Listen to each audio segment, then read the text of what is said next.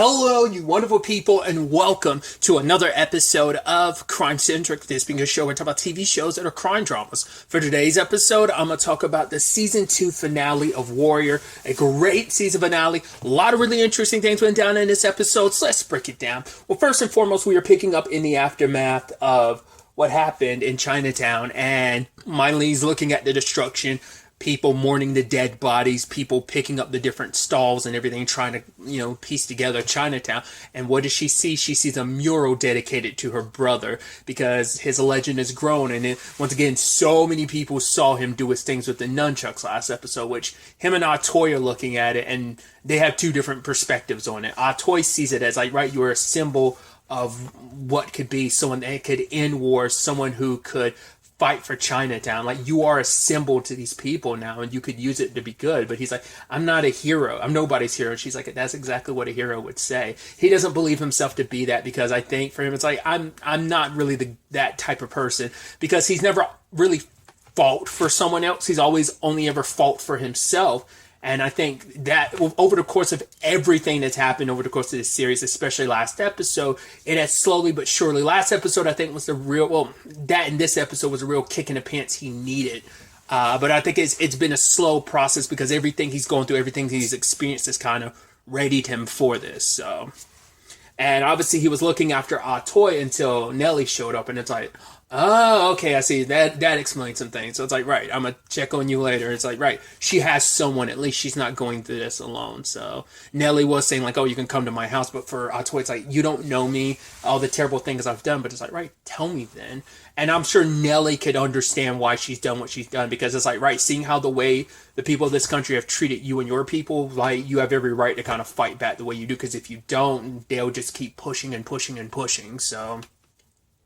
And especially because it's like, right, you doing things your way did save a whole bunch of girls this season from another brothel. So Nelly probably will have her reservations, but she also isn't just a like. She's in love with Atoy, and Atoy loves her. That I think might be a situation where, hey, we can look past some of those grievances, those things you did.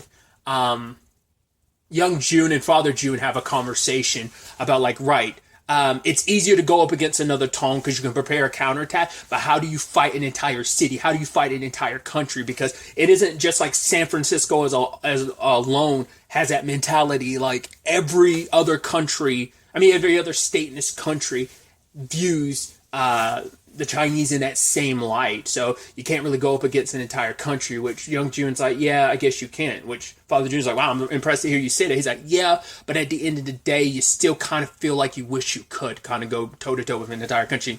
Which he understands that too, because it's like, despite me in my old age, I still feel like a 25-year-old, which can come with good, but it also comes with bad, because I am not that, like, spry young fighter I once was at one point in time.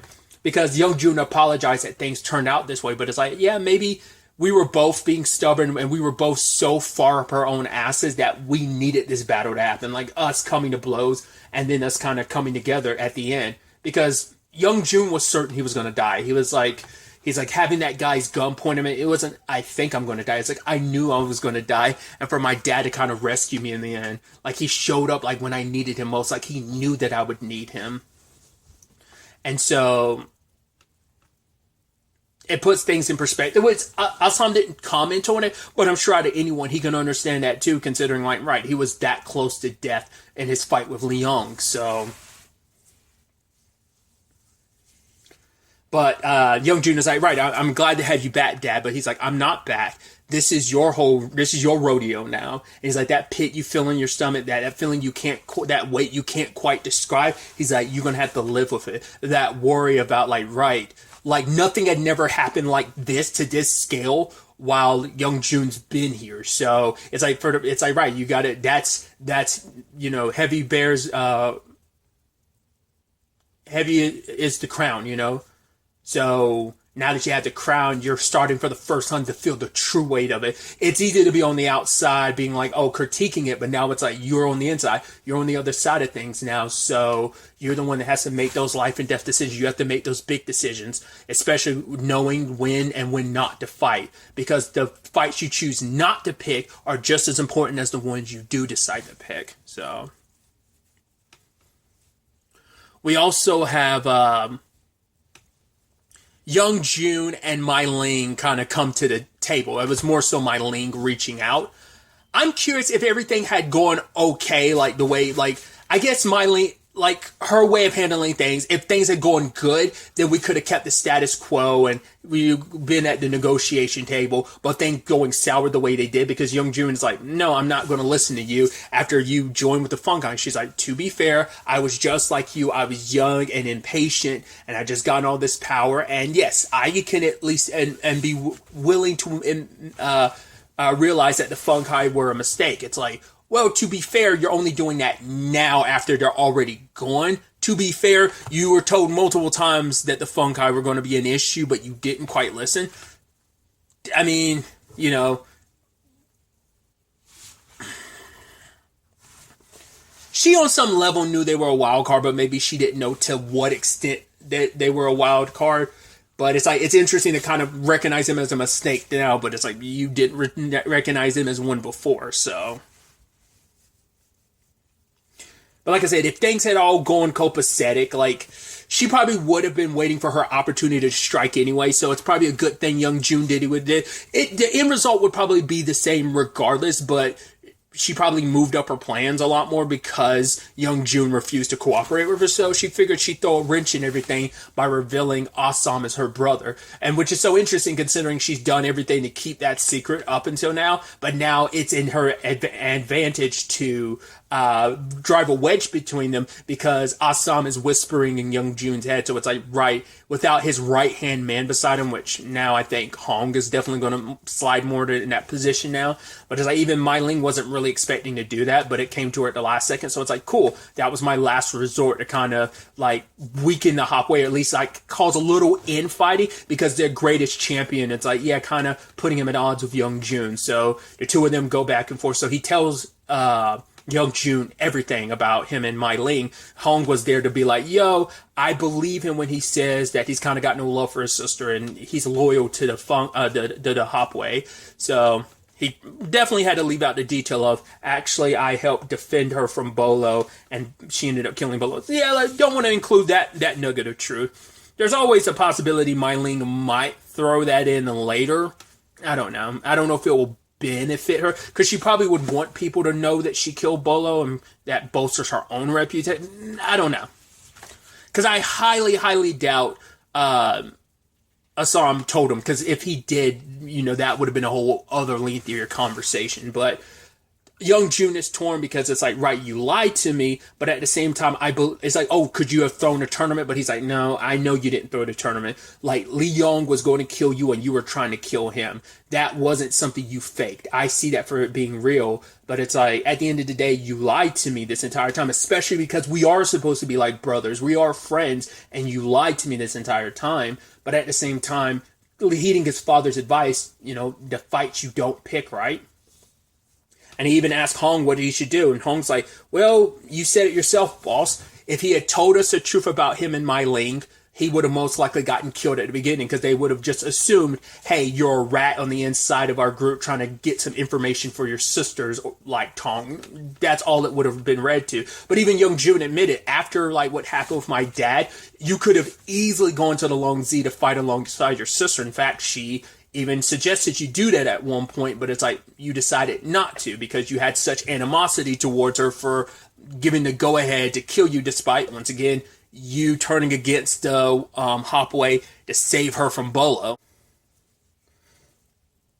But at the end of the day, Hong was like, yeah, he is loyal to you. It's like, right, Assam was in an impossible decision back then. He did the only thing he could because there was no right answers, which even Young Ju's saying now, there are no right answers. Which, jumping ahead a little bit, you see he's looking at that mural of Assam, and you can tell it rubs him the wrong way, because it's just a reminder of, like, you were my friend and you're a traitor, yet you're the one that people are kind of heralding as a hero. I should be the one.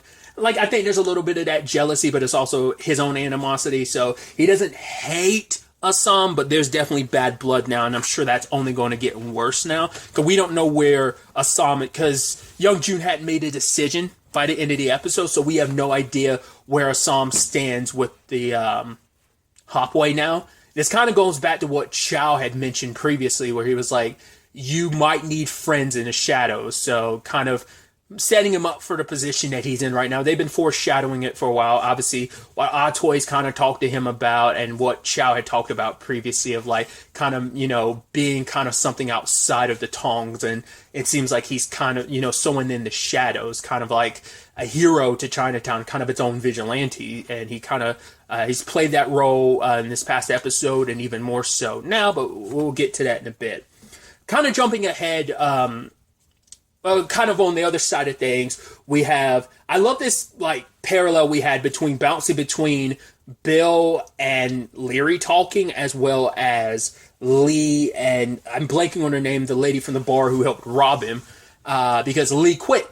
The Force isn't like what they did last episode. For him, it's like he tried to not make excuses, but he tried to see the good in what they did. But it's like, there's nothing good. There was only evil and terrible stuff. Like, just, we're not even really cops. Like, he doesn't believe in this whole system anymore. So, does beg the question, what will Lee do? Like, will he try to, because it's like, right, you've tried to be the good cop, but how can you be a good cop in a system that's so racist and so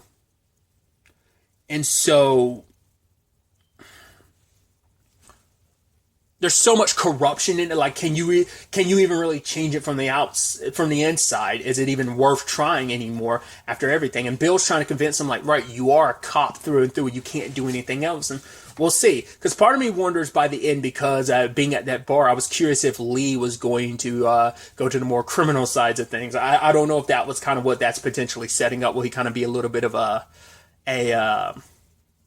desperado in his own capacity or something?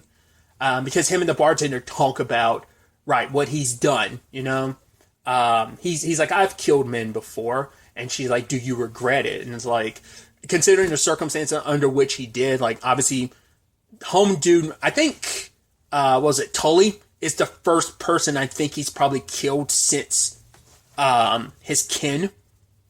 Like, it seems like that. I'm trying to think over the course of the show, he hasn't killed anyone, so that might be the first time. So that's probably why when he killed Tully, it kind of like shook him, because he had never killed anyone since then. So it probably triggered a lot of those memories in that moment, and just realizing like, oh, I've taken it. It's the thing of like, right, taking someone's life, and even she's like, the bartender's like, yeah, people take people's lives all the time, and he's like, yeah, but who gets to decide that? She's like, the one with the gun gets to decide that. Because it's like, who am I as a lowly human just to take any life? But it's like, yeah, just that is what it is. She's admitted, like, oh, she's killed people before, and she's done it again. He's like, oh, would you do it again? She's like, oh, I did. So it's a conversation all across the board, here and there. It's all about survival, because even Bill's talking about, yes, you have to do a lot of bad, and yes, there's a lot of corruption, but at the end of the day, all you can do is hope to try and do at least a little good, put a little good back out there. And even Bill had talked to Leary about how he wanted to do good, but it's just kind of like gets outweighed with all the other BS. And like I said, I just thought it so interesting, these parallels between these partners kind of cutting back and forth with their respective conversations with their respective drinking buddies. But Leary calls out Bill about like, well, they had this interesting conversation about love. It's like, right, we are with these women who know that we aren't good enough for them. Like, we don't deserve their love, but they can't forgive themselves because they love us despite our issues. So it's like, right, things will work out with your wife. I think he was saying that not only to kind of make Bill feel better, but also talking about his own situation, considering how he pushed Sophie away. And I'm sure there's going to also be a parallel drawn between Assam and Penelope in that capacity. Back to what I was going to bring up before was, obviously, Leary calls Bill out about, like, right, you were working for the Chinese. He's like, yeah, but it kind of worked to my advantage. I was able to take that whole gang down. It's like, yeah, but he's basically saying there will be kind of a price to pay for what you did. Now, I didn't know if Leary was talking about from his perspective on, like, right, we're still going to come after you and kind of get on you. There's still going to be a price to pay from us, for the fact is that you did what you did. So Bill just kind of like, yeah, which he's trying to make things work out with his wife, because it's like, right, he plans on like, oh, I messed up. I don't know how things got to this point, but it will never happen again. And it's like, we'll see. Like, you don't just, like, gambling addiction don't just disappear. Because that was a thing before he even ended up on the Chinatown beat. The Chinatown beat just made it worse. because he got mixed in with the Funkai, but that was already an issue to begin with, him playing the games, because him and Leary already had that predisposed thing of, really, Bill, at it again, really? So there's that. But tying that all in, there is the zing of it all, because I brought that up last episode, or maybe the episode before last, being like, there's no way they killed Zing off screen. He's too big of a character. They would have made a point of it, especially because people would have lavished in his death, him being the swordsman and everything. But I was like, right, we cut to him in the cell. I'm like, you're going to break out, which he didn't. I guess it's like, because we see that it seems like he's on like an island prison, but he does like mess with his bars, and you can hear how like loose they are, the bars on the window. So it's like, okay, so Zing's about to bust out, and if he does, it's open revenge season, because, well, he's going to go after the Long Z, because regardless of Mai Ling's involvement, like, it's still her right hand person, Li Yong, who, not even her, just a right hand person, her lover, who helped Chow do it. So him and Bill are all three of them are going to be on the chopping block. Once again, 4, because Mai Ling he's going to come after Mai Ling. He's always going to make a point to. He also even said, like, when he saw Li Yong, it's like, oh, what he would do to Mai Ling, just to kind of prove a point to him. So he might not kill her, but he'll probably, like, everything that happened with her husband, not Long Z, but her was it Sun Yang.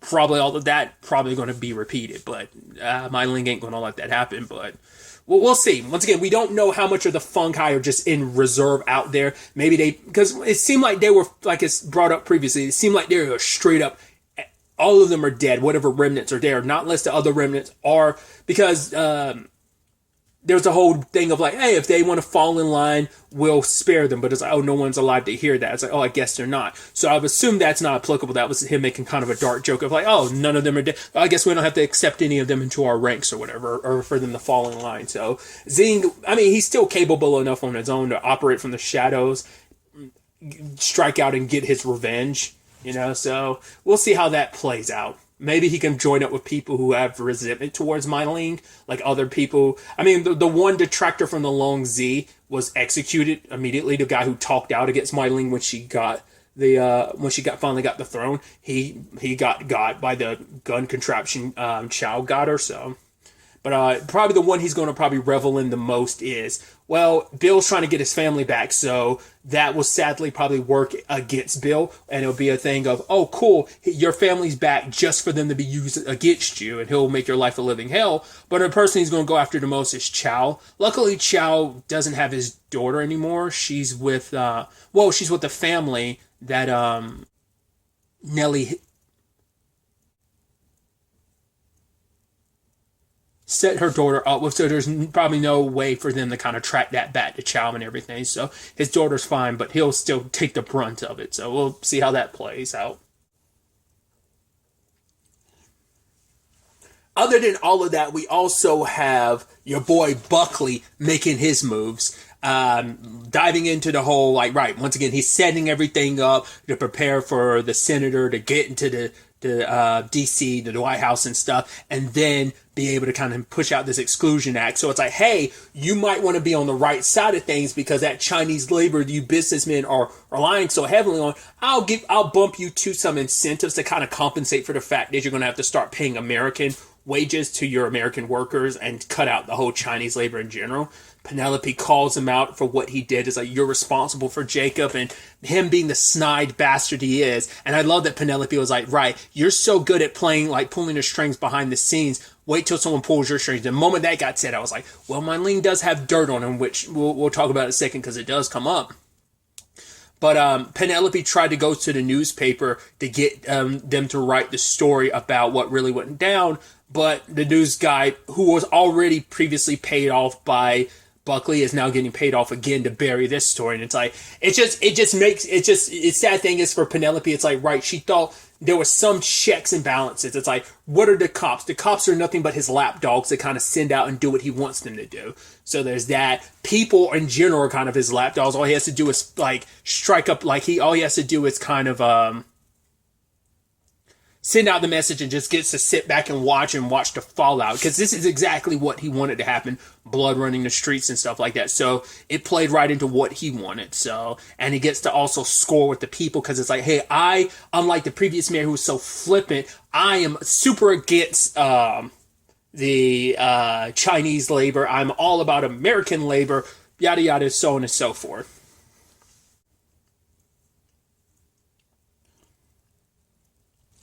And then what does he do afterwards when Penelope finds out and she's like, you bastard, how could you do this? What does he do? He gaslights her. And I was like, when he was picking up the knife, I was like, you about to lose your shit. And he stabs himself. I'm like, what are you doing? And he's like, help. I was like, you conniving smug bastard. And he's putting like the screws to her. Now she gets locked up in asylum because this is definitely a time where it's like, oh my God, Penelope had a mental breakdown. It's like, oh, her father died and her husband died in front of her. Oh, all this traumas happened in front of her. Oh, the woman was hysterical, so that sucks. But he couldn't enjoy it long because immediately afterwards, Mylene got hers, like, being like, oh, cool, I got this photo of you. You're going to do what I say. You're basically going to do what I asked you to do for me before, that you're going to use the police force to wipe out the Hopway, and I can swoop in, and all that territory becomes the Long Z's. The photo we finally get a picture of, it's him being being part of the South, which I'm like, we already knew. Well, I think it's general knowledge, like, because it came up about, like, right, he is someone that lost his leg in the war, but maybe they never clarified what side he was on. Maybe he's always paraded himself around like, hey, I'm on the winning side, but now, because maybe he lied about where he's from, because he was like, oh, he's from Tennessee, or maybe because does Tennessee count as the South? Or does he say, like, he's from Tennessee, but that's like a lie, be like, no, you're actually from the South? Because I was like, if it was that big of an issue, well, Lee's kind of a known soldier. They know he's from Georgia and stuff like that, and he fought and everything. But part of me wonders, is it a thing of maybe he just presented himself a certain way, and it's like, oh, a politician who's lied about who they are and their background, and not only... That's my only thing. I was like, would it be that big of a deal for him? Maybe specifically leaving a cop is one thing. Maybe going into politics, being a Confederate, probably is kind of a big ugh. I don't know if that's what that was. But whatever the case may be, Buckley folds and is like, yo, cops, you're going to have to go attack these territories. So, it's like, wow. Once again, I love, like I said, the moment Penelope mentioned that him being pulled on someone else's strings, I was like, Mylene does have the dirt on him, which I was almost curious, like, could that be used to help out Penelope? But it's like, well, Mylene would never use that to help. She has no connection to Penelope. Why would she help Penelope? Who was Penelope to her? So I don't even know if it's something even a Psalm could do something about, but maybe Sophie can. Well, because everything with the mayor, like his wealth and everything went to Penelope, and I don't know whether that all gets frozen or whether that automatically goes over to Sophie because she's the only living relative left. So because their family, like, all that goes to her, so maybe Sophie can do something about it. I don't know. But at a point in time when he feels lost because he doesn't know what his future is with the Hopway, looking at the mural, Psalm's like, right, I will do something about it. Goes into town, takes care of some of the guys at the bar, and has a sit down with Leary, and it's this whole conversation about, like, right, I don't want another, like, Irishman in Chinatown. He's like, kind of like, oh, you guys came here. He's like, where exactly were you born again, Leary? And he's like, it's not the same thing. It's like, it's exactly the same thing, because their perspective is like, hey, you came here and you took good paying American jobs, and that's what I brought up previously. It's like, weren't the Irish, like, just as hated? Probably not as hated, but didn't the Irish get a lot of guff when they came to this country in the first place? Like, there was a lot of racism towards them, wasn't there? Once again, I said it at the time, I'll reiterate it here. I'm pretty sure I'm probably wrong on that, but it's just like, I feel, once again, history is not my strongest subject, but I'm like, I feel like I vaguely remember that from one of my history classes, but I could be wrong. I could have sworn I've even watched period piece TV shows that have covered that same thing of, like, how the Irish are treated. But either way, it is, once again, the pot calling the kettle black type of situation, because it's like, you are in the same boat. It's like, right, just like you, Psalm's like, just like you, we came here because the cupboards were empty. Fathers, like, parents trying to feed their children. It's like, do you have any children, Leary? And Leary doesn't say anything, but we know. We learned at the beginning of the season, he had 2 kids, and 2 boys, and they both died. And it's like, right, you want to just sit here and talk, or do you want to duke this out? Because it's like, yeah, I'm about to kick your ass in front of everybody.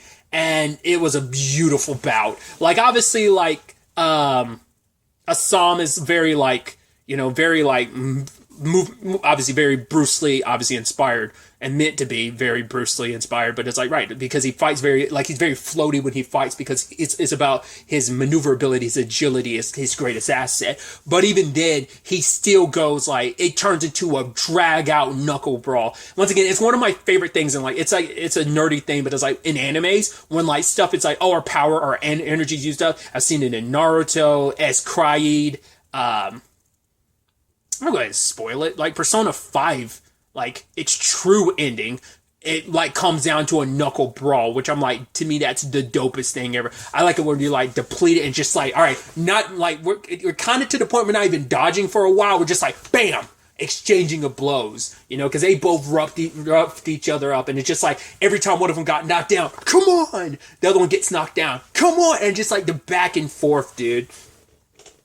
Because the difference is, and I love the parallel, because obviously these two, like, locked horns for a tiny bit in the season 1 finale. I even love that Atoid even made reference to the fact is that their situation, no, Assam had referenced, like, oh, we're kind of on opposite sides, whereas, like, after the tournament, you had to patch me up, and here I am taking care of you.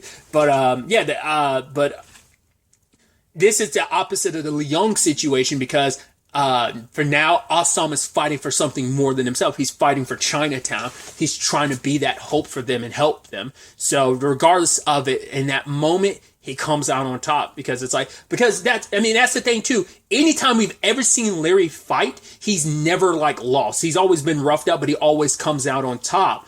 And this is the first time he lost. And we saw what it did to Assam, how it shattered his confidence. Doesn't seem like it stopped Leary, but it does seem like it pointed him in a different direction. Like, he had already been thinking about it, but it probably nudged him in the direction he's going. But Assam ending it with, like, that, like, drop kick, that double drop kick was pretty awesome. Because he had already, like, hit him in the chest. And you can hear, like, his heart, and just, like, ending it with that drop kick. And it's like, right, stay out of Chinatown, or I'll come back here with a fucking army. I'm like, yeah, and walking away like a beast. He's got his coat on and his shirt back on, and he's bloodied and wounded, and he just walks back down through Chinatown, doesn't say anything to anyone, but you see some people coming out of their homes looking at him like, oh, what did he do? So for him, it's like keeping peace there. So I do believe, just because of where he is kind of on the outs with the Hopway, and obviously no love for the Long Z, it does probably put him in a very interesting position of, he did try to spark this war. He probably will be the one to kind of end it. Like, he was able to help out, keep the Irish at bay, but also I think he might be the one that ends up because the whole reason for young June, it's like, right, she, we know, can easily kill you. She gave the order to. So if need be, she also dropped this information about you being her brother, just for the purpose of, if I or someone from the Hopway would decide to gut you right here and now. But it's like, when it comes down to it, can you? And Assam couldn't give an answer. And it's like, that sounds like I don't know. And it's like, it is. Despite his issues with his sister, he doesn't want her dead. He wants her to lose everything that she's built up for herself as Mai Ling. I don't know if it's on some deep-seated level that he might hope that by losing everything, she'll have no choice but to go back to being Zhaojing, but it's like, no, there's no going back. Her and Atoy had that conversation. Especially the whole point, too, of when it's all said and done, we're going to go back to her doing a lot of things. Even Atoy's like, oh, she's done bad things. But Ato is saying that, like, well, yes, she's done bad things, but they're also saying Mai Ling's done bad things, and she's going to continue to do bad things. But at the end of the day, she did save me, you know. So for Assam, it's like, that does show that on some level, some good is still inside of her. Granted, she buries it super deep, because you can't really be good, you know, to be a warlord. It's sad that the life made her into who she is. Arguably, you'd be like, maybe she wouldn't be alive right now if she hadn't become what she hadn't survived and grown stronger from her ordeals and struggles. But also, you never know what the path in life would have taken her. Same thing for Assam. If, like, things hadn't played out the way they did, he probably still would be the same punk he always was. But this journey here, over the course of these 2 seasons so far, he's grown because of it and become a better person. We also have Father June leaving, because it's like, and he leaves without telling young June, because it's like, right, there's so many other places in this country I might as well go, because for him, it's like, I'm kind of almost antiquated. It is my son's time to reign. It is his throne. Like, I know he'd want me around to keep as a safety net, but it's like, no, my son will never be able to grow. He will never be able to be more if I stick around. So I can't be the safety net he relies on. I got to let him be his own man. It was only a matter of time, and maybe it was meant to be now. So I got to let him go. And it's like, he tells Chow, like, because Chow's like, oh yeah, I don't sleep much, especially nowadays. So, but I think it's interesting because Chow's been here for a while, and he's kind of seen both sides of things kind of rise up to be the Hopway, to be what it is in the Long Z. And so he kind of bows out to Father June, and he's like, yeah, look after my boy for me. I mean, Chow's always going to play both angles. I'm sure he's going to be in an okay situation with the Long Z. It's kind of like, I don't want to be on My Ling's bad side, but I don't know if I don't think that means he's going to like exclusively like 90% like work with like just the Hopway. It's like, no, his business is operating with everyone, trying to have a good relationship with all of them. I don't know what that's going to mean necessarily, especially with his relationships with like Bill and everything post last episode 9. I don't know what that looks like. So whether he just keeps his dealings with Chinatown or what. So once again, he's got enough on his plate without it. Well, because he doesn't know yet, but Zing's going to be coming after him sooner or later. But I guess it's like, at the end of the day, I'm not asking, like, he's not asking Chow to, choose loyalty 100%. It's like, no, just keep an eye on my son. You've always been kind of like that watchful eye here in Chinatown, kind of with your network of information. So just keep an eye on my son and kind of be almost a guide to him right now, especially when he's feeling a little guideless now that he kind of lost his brother in Assam, because that relationship is tarnished, much to, I'm sure, My Ling's celebration. But after circling back, because of his defeat, we do see Leary, and they've been setting this up too, that he's going down more the political route. So while Buckley's making the whole point to the cops, Leary shows up because he's representing a party of his own, kind of like the workers. So he's going to have a vote and say in a lot of this. And obviously, like, I'm sure that's going to play into, but also kind of probably throw a wrench in what My Ling wants in some points in time. So how Buckley's going to get from underneath that, and probably the physical pressure that Larry's probably going to put him under. He probably won't go through the beating you up and threaten you anymore because like I said, I think his confidence to some extent was shattered because everyone watched him lose to Assam. And now it's like, right, well, I was told previously that not everything can be solved with my fists. It's like, well, I guess I have to take my sway and my influence and power and handle it on a more political circuit. So what that all means in the long run is definitely going to be interesting to see. Obviously, I'm getting to this late, so I've still got quite a few episodes to catch up on because, season 3 has started. This week is episode 5, if I'm not mistaken. So either way, I'm excited to see where season 3 takes us with all of this. But really, that's all I wanted to talk about. So the next time we meet, be happy, be safe, live life to the fullest, and enjoy it. Good day, and goodbye.